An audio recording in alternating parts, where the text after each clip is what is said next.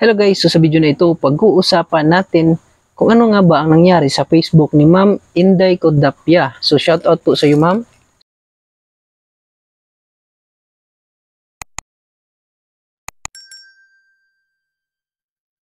So ang sabi po niya dito ay, "Good eves po, can someone help me please kung bakit nawala yung ibang star ko from 590 to 370.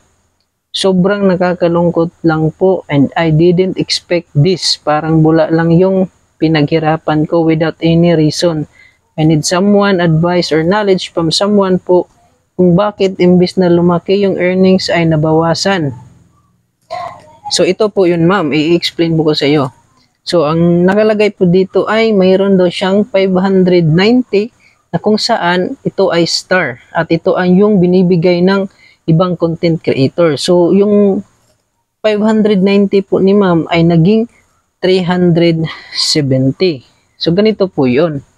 Nagkakaganito po yung ating earnings or ating star kasi si Facebook po ay merong tinatawag na cut-off. So ang nakalagay dito ay approximate earning 3.70. Tapos yung total receive is 370. So ang nangyari po dito, ma'am, ay nag-cut off po si Facebook kasi every 13th of the month nagka-cut off po si Facebook. At every 24th of the month ay ibinibigay na ni Facebook yung ating sahod.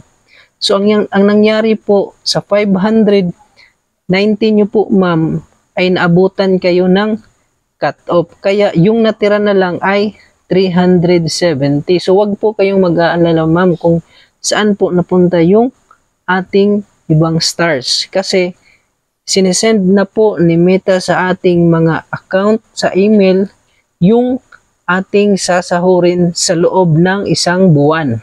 So sa issue po ng iyong Facebook, ma'am, wag po kayong mag-aalala kasi naabutan lang po tayo ng cut-off kay Facebook. So isasahod niya po sa atin at meron ka pong natira na 370 na stars na na-receive mo before. So yan lang po at sana may naibigay akong kaalaman sa inyo.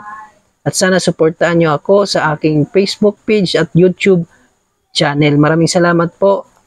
Bye-bye.